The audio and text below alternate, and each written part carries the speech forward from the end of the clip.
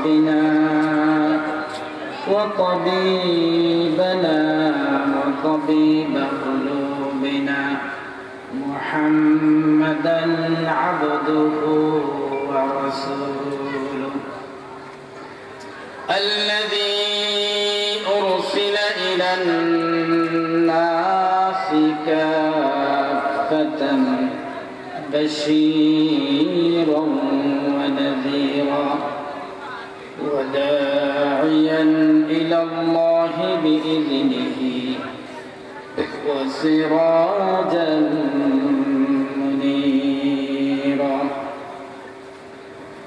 فقد قال الله تبارك وتعالى في كلامه المجيد وفرقانه الحميد أعوذ بالله من الشيطان الرجيم بسم الله الرحمن الرحيم إذا زلزلت الأرض زلزالها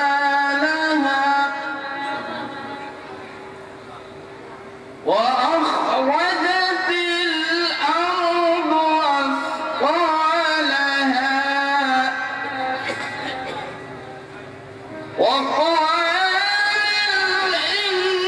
الإنسان ما لها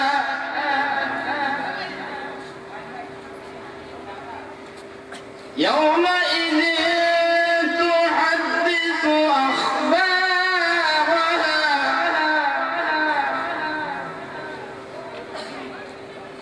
بأن ربك أوحى لها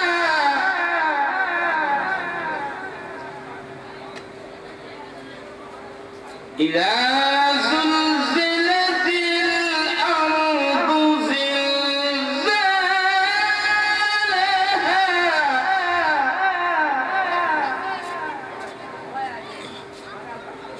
وقال الإنسان ما لها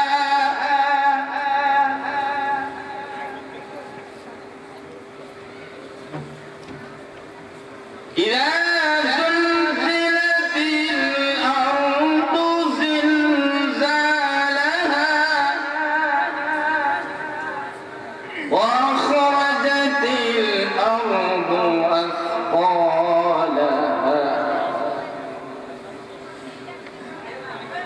وقال الإنسان ما لها يومئذ تحدث أخبارها بأن ربك أوحى لها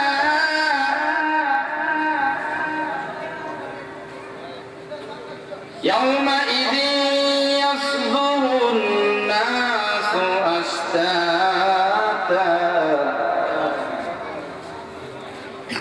ليروا أعمالهم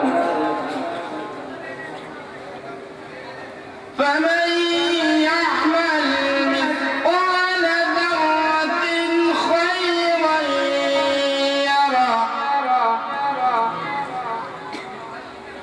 ومن يعمل مثقال ذرة شرا يره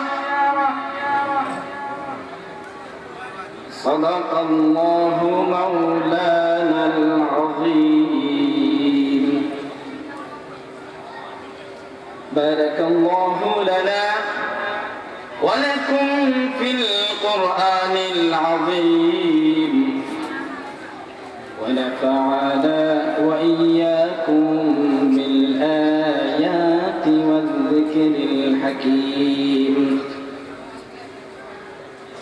قال سبحانه وتعالى في شأن حبيبه مخبرا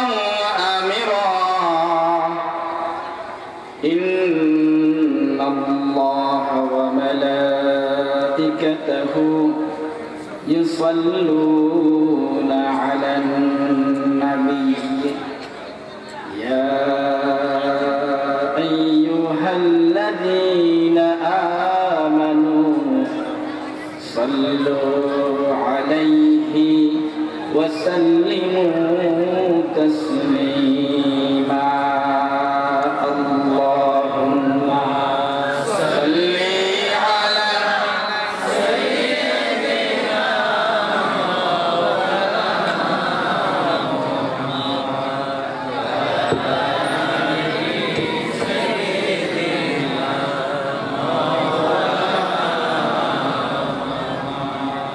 অন্তরের ভালোবাসা দিয়ে সমস্ত শক্তি দিয়ে প্রিয় নবীজির শানে পড়ুন আল্লাহুম্মা সাল্লি আলা সাইয়্যিদিনা মাওলানা মুহাম্মদ ওয়া আলা আলি সাইয়্যিদিনা মাওলানা মুহাম্মদ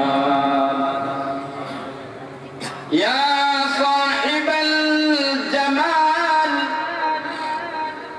ويا سيد البشر من وجهك المنير لقد نور القمر اللهم صل على سيدنا مولانا محمد وعلى آل سيدنا مولانا محمد محمد بشر وليس كالبشر بل هو ياقوت والناس كالحجر اللهم صل على سيدنا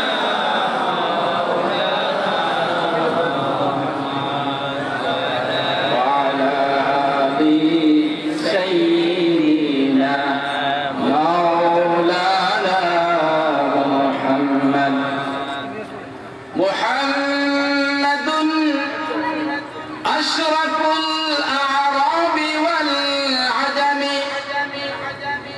محمد خير من يمشي على قدمه اللهم صل على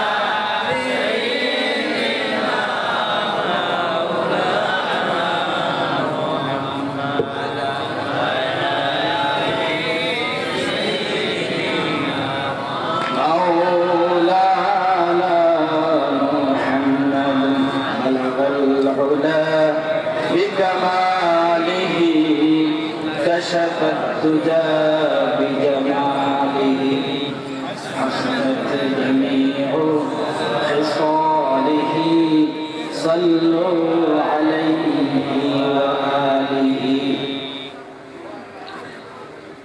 حضرت শাহ মঞ্জুর রহমতুল্লাহি আলাইহির বার্ষিক উরুস মুবারক উপলক্ষে আজকের এই ওয়াজ মাহফিলে উপস্থিত সম্মানিত সভাপতি বৃন্দ, উপস্থিত উলামায়ে কেরাম, মুরব্বিয়ানে আযম, যুবক ভাইয়েরা, ছোট্ট সুনামণিরা, এলাকাবাসী, মুরব্বিয়ানে কেরাম, পর্দার আড়ালের মা ও বোনেরা, আসসালামু আলাইকুম ওয়া রাহমাতুল্লাহি ওয়া বারাকাতুহু। সবাই আপনারা কেমন আছেন? আলহামদুলিল্লাহ, আমরা সবাই ভালো আছি, সুস্থ আছি। আমাদেরকে আল্লাহ সুবহানাহু ওয়া তাআলা একটি মুবারক মাহফিলে উপস্থিত হওয়ার সুযোগ করে দিয়েছেন, আলোচনা করার, আলোচনা শোনার সুযোগ যে সত্তা দিলেন, সেই সত্তার নাম কি? বড় আসতে বললেন, ভয় করে নাকি? তিনি কে?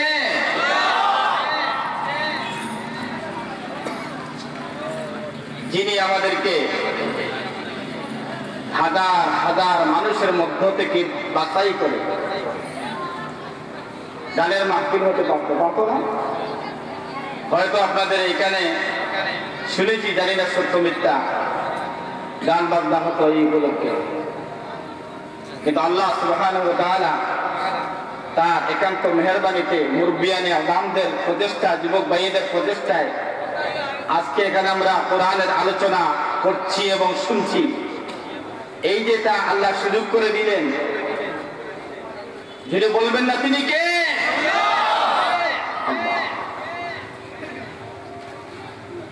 আল্লাহর নাম সবার উপরে।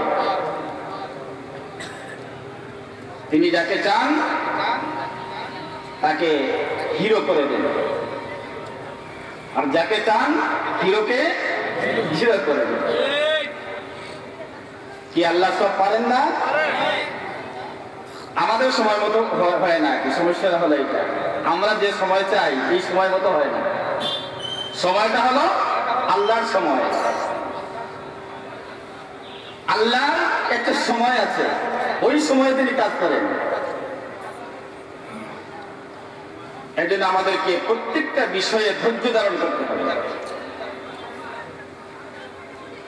নিজে সত্যের পথে থাকতে হবে, কোন অন্যায় জুলুম করা যাবে না। কেউ যদি জুলুম করে, অন্যায় করে, সত্যের উপর ইস্তেকামত থাকবেন, দাঁড়িয়ে থাকবেন, দৃঢ় থাকবেন, আল্লাহর উপর ভরসা রাখবেন, অন্যায়ের প্রতিবাদ করবেন, সময় মতো আল্লাহ ইন্না বাতশা রাব্বিকা লাশাদীদ, সময় মতো আল্লাহ করবেন। এই ব্যক্তি হতে পারে, সমাজ হতে পারে, রাষ্ট্র হতে পারে।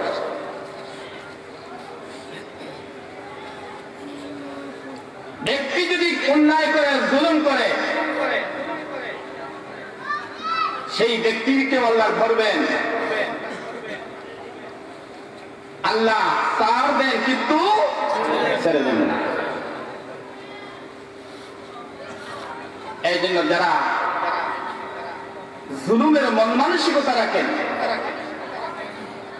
তাদেরকে থেমে যেতে হবে, ইতিহাস থেকে শিক্ষা নিতে হবে, ঘটনা প্রবাহ থেকে শিক্ষা নিতে হবে। আমি আপনাদের সামনে সূরাতুল জিলজাল তিলাওয়াত করেছি।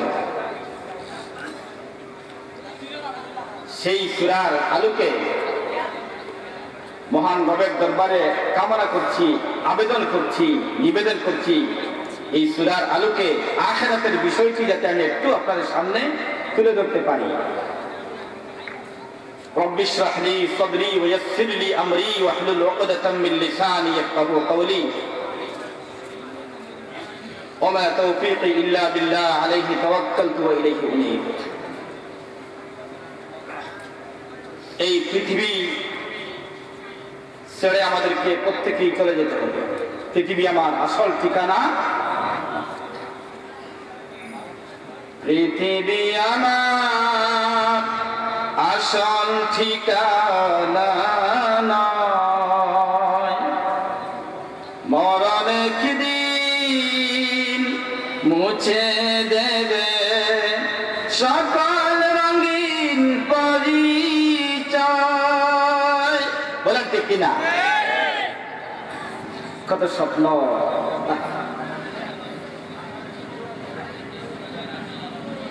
কত স্বপ্ন ছিল, কত ধাপট ছিল, যার হাতের ইশারায় মানুষকে মাটির নিচে পৌঁছিয়ে দেওয়া হতো, যার কথার ইশারায় কথায় সেনাবাহিনী চলত, পুলিশ চলত, বিডিআর চলত, যার কথা শোনার জন্য, কমান্ড মানার জন্য শত শত লোক দাঁড়িয়ে থাকত, কিন্তু আল্লাহ যখন হুকুম করলেন, ওই সময় যখন আসলো, তখন তিনি তো হুকুম দেওয়া দূরের কথা, নিজের জানটা নিয়ে তিনি পালিয়ে গেলেন। বলেন ঠিক কি ঠিক না? এই পৃথিবীতে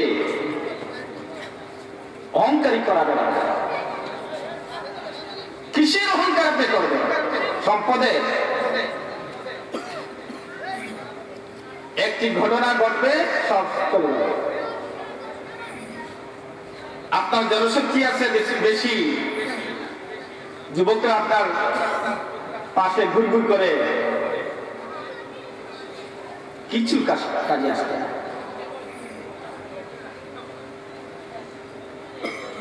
সূরাতুল জিলজাল, জিলজাল এই সূরার নাম, যার অর্থ হলো ভূকম্পন, ধাক্কার উপর ধাক্কা। পত্রিকায় আসছে গতকাল রাত্রে একটু হালকা ভূকম্পন হয়েছে। আপনারা টের পেয়েছেন? অনেকে পেয়েছেন, অনেকে পান নাই।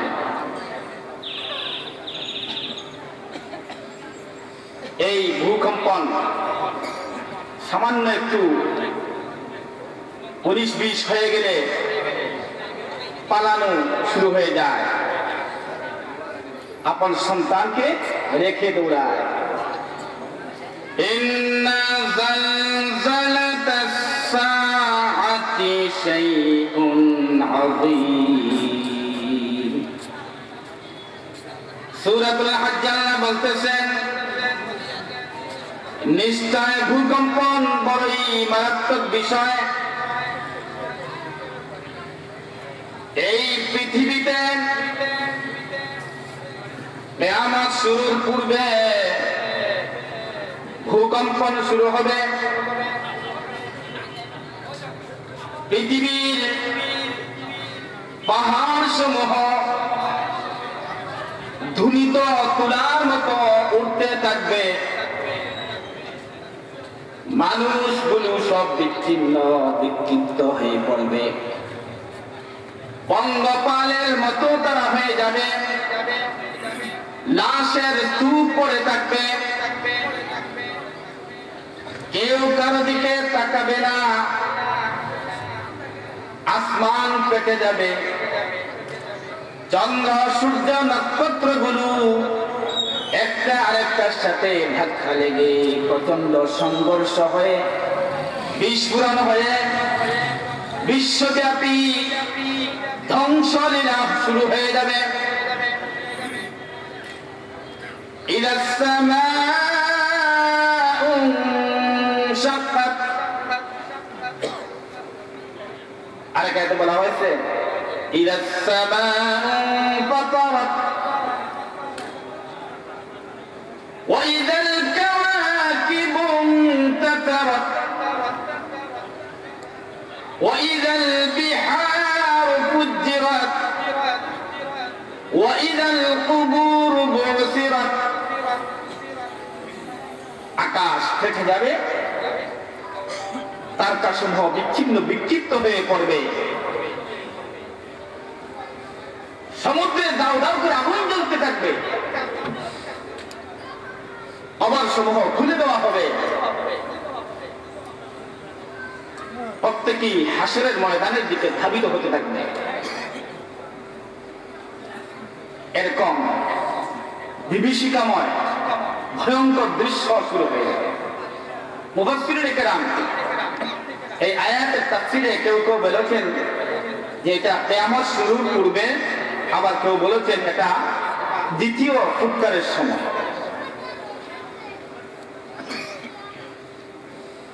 কারণ এই পৃথিবীকে যখন ধ্বংস করে দেওয়া হবে, সবকিছু লন্ডভন্ড হয়ে যাবে, তখন এই পৃথিবীর প্রতিটা জোড়া, প্রতিটা রগ রেশা, তার প্রতিটা অঙ্গ প্রত্যঙ্গ জায়গায় থাকবে না।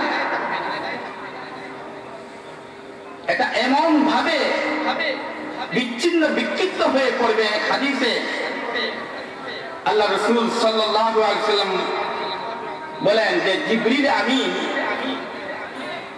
কাঁপতেছে। দ্বিতীয় সিংহার সময় তিনি কাঁপতেছেন। ওনাকে যখন জীবিত করা হলো তখন কাঁপতেছে। আরে ফেরেশতা জিজ্ঞেস করলেন, জিবরাইল তুমি কাঁদো কেন? জিবরিল বললেন যে এই মুহূর্তে আমাকে নির্দেশ দেওয়া হবে হয়তো যে মুহাম্মদ সাল্লাল্লাহু আলাইহি ওয়াসাল্লামকে কাপড় পরাও, তাকে নিয়ে আসা। এখন আমি তো জানি না তিনি কোথায় আছেন। আমি তো আমার মাথা, আমার অবস্থা, শারীরিক কন্ডিশন, মেন্টাল কন্ডিশন প্রত্যেকটি আমার ডিসঅর্ডার হয়ে গেছে, বিশৃঙ্খল পরিস্থিতি হয়ে গেছে। আমি নিজের নামটা পর্যন্ত স্মরণ করতে পারছি না। এই মুহূর্তে আল্লাহ যদি আমাকে নির্দেশ দেন তাহলে তো আমি পারবো না। এই চিন্তায় আমি কাটতেছি। এবং আরেকজন ফেরেশতা বললেন যে সমস্যা নেই, তুমি জমিনকে বলবা, জমিন তো জানে নবী কোথায় আছেন।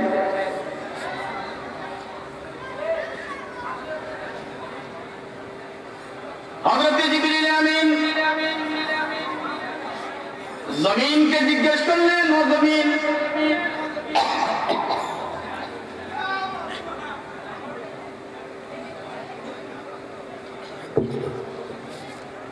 জমিন তুমি আমাকে বলে দাও মুহাম্মদ সাল্লাল্লাহু আলাইহি ওয়াসাল্লাম কোথায় আছেন। কারণ একটু পরেই রব্বুল আলামিন আমাকে নির্দেশ দিবেন, আমার নবীকে তুমি জামা পরাও, কাপড় পরাও, আমার নবীকে তুমি সম্মানের সাথে আমার সামনে নিয়ে আসো। জমিন উত্তর দিলাম, ও জিবরাইল, তুমি জানো না আমার মধ্যে কি ঘটেছে, আমার অবস্থা কি। আমাকে লোক পালট করে দেওয়া হয়েছে, আমাকে লন্ড বন্ধ করে দেওয়া হয়েছে, চূর্ণ বিচূর্ণ করে দেওয়া হয়েছে। আমার মধ্যে প্রিয় নবীজি কোথায় আছেন তা আমি নিজেই ভুলে গেছি, আমার মনে নাই। বুঝতে পারছেন? এখন জিবরিল আমিন ভুলে গেছেন তার নিজের নাম।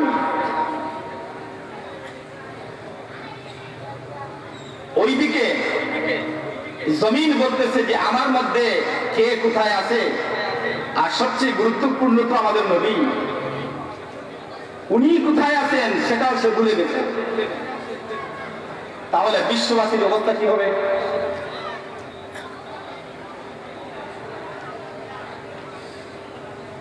এই হলো কিয়ামতের বিভীষিকাময় অবস্থা।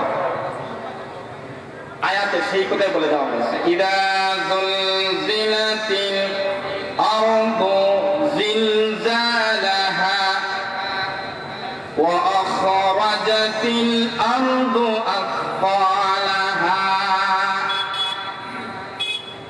পৃথিবীকে প্রচন্ড ধাক্কা দেওয়া হবে, ভূকম্পন সৃষ্টি হবে।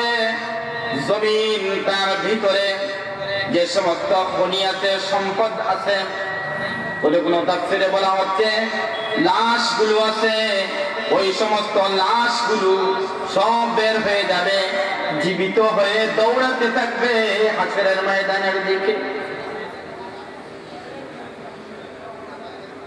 وقال الإنسان ما لها। মানুষ তখন বলবে কি হলো জমিনের। সম্পদের জন্য কত মানুষ যুদ্ধ করেছে, সম্পদের জন্য কত মানুষ তার প্রাণ হারিয়েছে, কিন্তু আজকে দেখতেছি জমিন তার ভিতরে যত সম্পদ ছিল সবগুলো সামনে তুলে নিয়ে এসেছে। কোন ব্যক্তি, কোন রাষ্ট্র, কোন সমাজ ওইগুলো পাওয়ার জন্য আর কোনো চেষ্টা করছে না। সম্পদের যারা নিজেদের আত্মীয় স্বজনকে ত্যাগ করত, নিজের পিতার সাথে সম্পর্ক ত্যাগ করত, নিজের ছেলের সাথে সম্পর্ক খারাপ হয়ে যেত, স্ত্রীর সাথে সম্পর্ক খারাপ হয়ে যেত, সেই সম্পদ আজকে তার সামনে মণি মুক্তা সোনার খনি সব কিছু তার সামনে আছে, কিন্তু ওইগুলোর জন্য কেউ কোনো ভ্রুক্ষেপ করছে না। প্রত্যেকেই হাসরের ময়দানের দিকে চলে যাচ্ছে।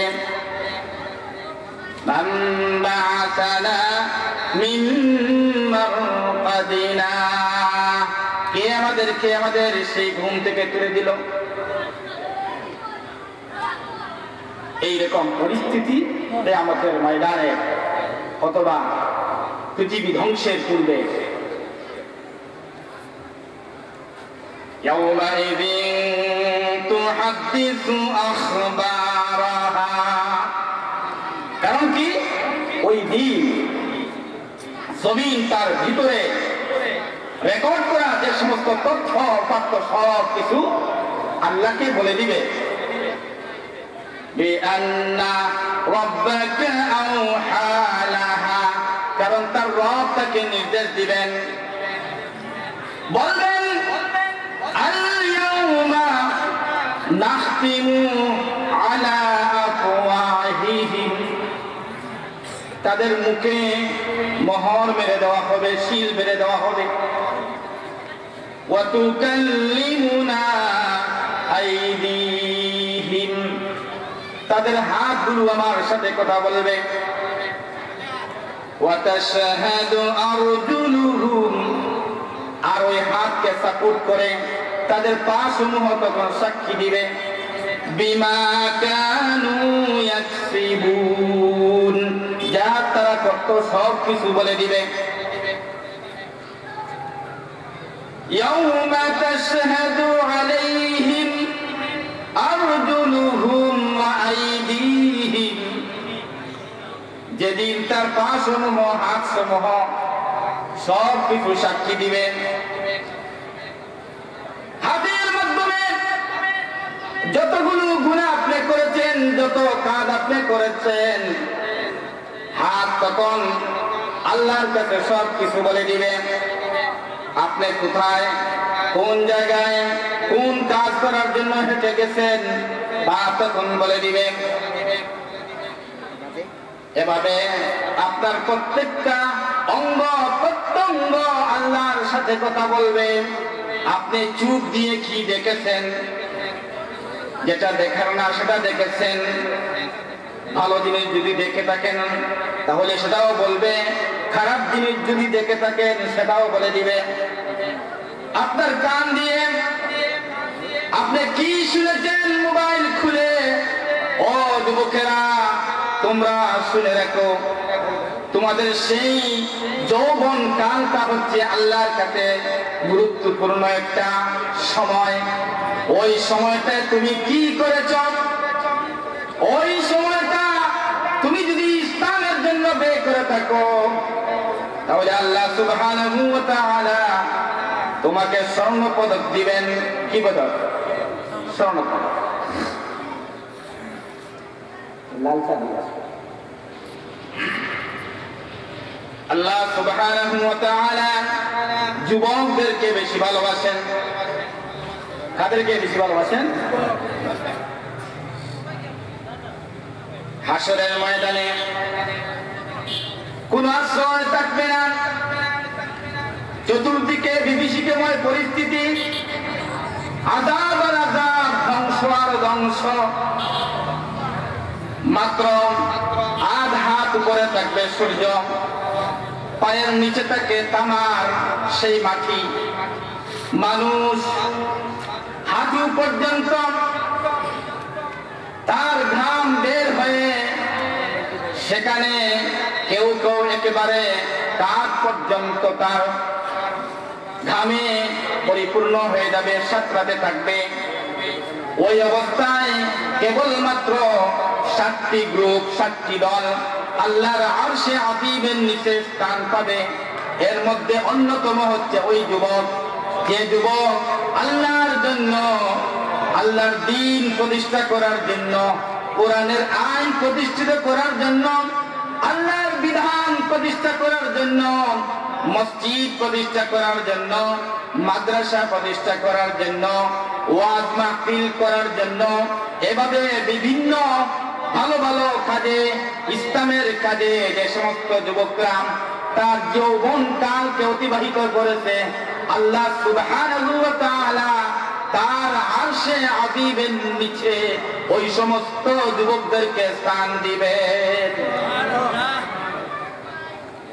তাহলে যুবক ভাইয়েরা, আপনাদের যেরকম দাম আছে ঠিক তদ্রুপ আপনাদের জন্য সতর্কতাও আছে। জিকির করে লা ইলাহা ইল্লাল্লাহ, লা ইলাহা ইল্লাল্লাহ, জিকির করে লা ইলাহা ইল্লাল্লাহ, লা ইলাহা ইল্লাল্লাহ, লা ইলাহা ইল্লাল্লাহ। ইনকিলাবের প্রমোদের লা ইলাহা ইল্লাল্লাহ, লা ইলাহা ইল্লাল্লাহ, লা ইলাহা ইল্লাল্লাহ, লা ইলাহা ইল্লাল্লাহ, সুবহানাল্লাহ ওয়ালহামদুলিল্লাহ, লা ইলাহা ইল্লাল্লাহ, লা ইলাহা ইল্লাল্লাহ। এই জিকির শুধুমাত্র আমরা করছি। গত কয়েকদিন পূর্বে দেখছেন না অনলাইনে, জিকির শুধুমাত্র আমরা করছি না,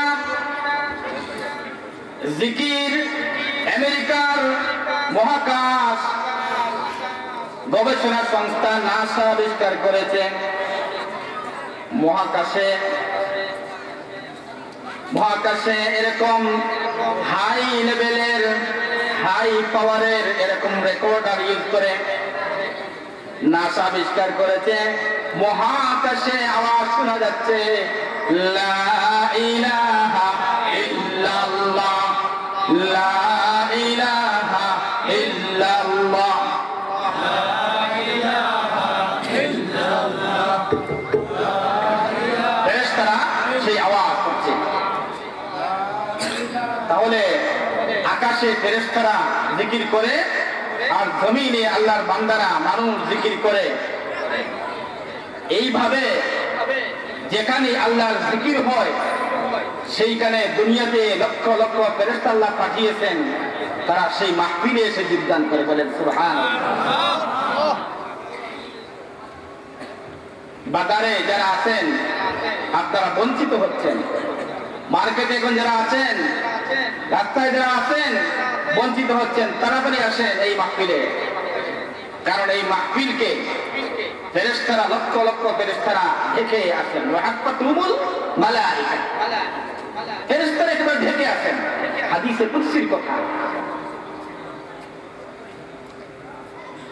যে সমস্ত জায়গায় আল্লাহর জিকির করা হয়, তেলাওয়াত করা হয়, আল্লাহর দ্বীনের আলোচনা হয়, ওই সমস্ত জায়গাতে ফেরেশতারা এমন ভাবে ভিড় করেন যে তাদের ভিড় করার কারণে প্রথম আকাশ পর্যন্ত ফেরেশতার লাইন হয়ে যায়।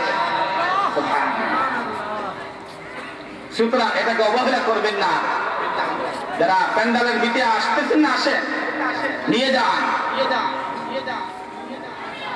বলছিলাম আল্লাহ সুবহানাহু ওয়া তাআলা জমিনকে বলে দিবেন বিআন্না রাব্বাকা আওহা, এই জমিনকে বলবেন যে তুমি সব বলে দাও। মুখে বন্ধ করে দেওয়া হবে, মুখ চুপ।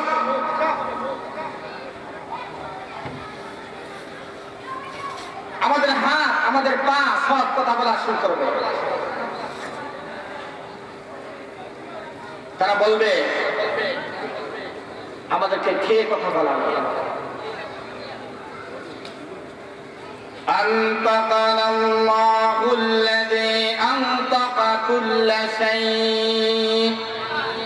তারা বলবে যে আল্লাহ আমাদেরকে প্রথম কথা বলা শিখিয়েছেন, সেই আল্লাহ আমাদেরকে অনুমতি দিয়েছেন এখন কথা বলবো। সুবহানাল্লাহ। কথা কথা শুধু মানুষ বলে না, কথা পৃথিবীর সব জন্তু বলে। পৃথিবীর সমস্ত জীব জন্তু সৃষ্টি আল্লাহর ইবাদত করে, তাসবিহ পাঠ করে। এটা আমার কথা না, কোরআনের কথা। কোরআন তুসাব্বিহু লাহুস সামাওয়াতুস সাবউ ওয়াল আরদু ওয়া মান ফীহিন। আসমান এবং জমিন এবং তার মধ্যবর্তী যে সমস্ত সৃষ্টিগুলো আছেন, আল্লাহ তাসবিহ পাঠ করে।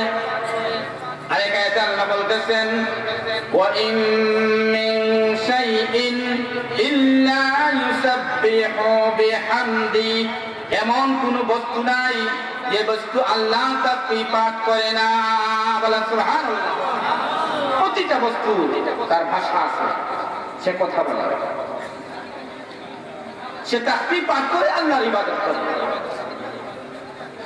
ওই সময় এই আয়াত আবার প্রমাণ করছে যে এই ঘটনা ঘটবে দ্বিতীয় সিংহার দেওয়ার পরে, কারণ তখন তো বিচার ফায়সালা শুরু হয়ে যাবে। তিনটা জায়গা খুবই গুরুত্বপূর্ণ কিয়ামতের ময়দানে। একটি জায়গা হলো ফুলসিরাত, আরেকটি হলো মিজান, আরেকটি হলো হাউজে কাউসার।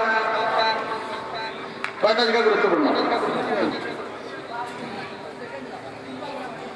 এক হাদিসে আনাস বিন মালিক রাদিয়াল্লাহু তাআলা আনহু থেকে বর্ণিত, নবী করিম সাল্লাল্লাহু আলাইহি ওয়াসাল্লাম তিনি বললেন, ইয়া রাসূলুল্লাহ, কিয়ামতের দিন আমি আপনার সাথে থাকতে চাই।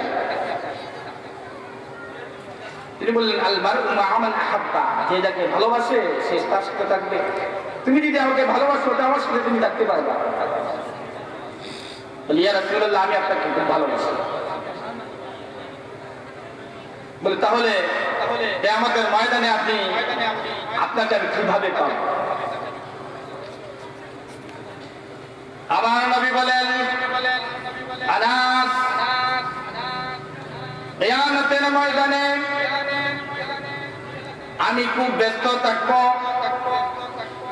কারণ আমার উম্মতকে জান্নাতে নেওয়ার জন্য, জাহান্নাম থেকে মুক্ত করার জন্য আমি প্রথম থেকে শেষ পর্যন্ত চেষ্টা চালিয়ে যাব। তুমি প্রথমে মিজানের কাছে আমাকে খুঁজবা, যদি মিজানের কাছে আমাকে না পাও তাহলে ফুলসিরাতের পুলে তুমি চলে যাইবা। সেখানে যদি তুমি আমাকে না পাও তাহলে হাউজে কাউসারের পাশে তুমি চলে যাইবা। ওই তিন জায়গার কোনো এক জায়গাতে আমি থাকবো, কারণ আমার উম্মতকে আমি যখন যেটা তার প্রয়োজন সেটা সহযোগিতা করার জন্য আমি সদা প্রস্তুত থাকব। এই নবীর প্রতি আমাদের কতটুকু ভালোবাসা থাকা দরকার, তার উম্মতের জন্য এত মহব্বতটা একাধিক হাদিসে আমরা পাই। সমস্ত আম্বিয়া কেরাম, সমস্ত মানব জাতি ওই কঠিন মুহূর্তে ইয়া নাফসি ইয়া নাফসি ইয়া নাফসি বলতে থাকবে। সবাই নিজের নফস নিয়ে ব্যস্ত থাকবে, সবাই নিজের চিন্তা করবে। আদম আলাইহিস সালাম চিন্তা করবেন, আমি তো শয়তানের প্ররোচনায় আমি গাছের ফল খেয়েছিলাম, নিষিদ্ধ গাছের ফল খেয়ে আমি আল্লাহর আদেশের মধ্যে ব্যতিক্রম করেছিলাম। এরকম প্রত্যেক নবী তার কিছু কাজ নিয়ে চিন্তায় পড়ে যাবেন। প্রত্যেক নবী তার কাজগুলো মনে করে ইয়া নাফসি ইয়া নাফসি বলতে থাকবেন। এরকম প্রতিটা মানুষ নিজের চিন্তায় বিভোর হয়ে যাবে, প্রত্যেকে ইয়া নাফসি বলতে থাকবে। কিন্তু আমার নবী, প্রিয় নবী, ওই মুহূর্তেও বলতে থাকবেন ইয়া উম্মতি ইয়া উম্মতি ইয়া উম্মতি।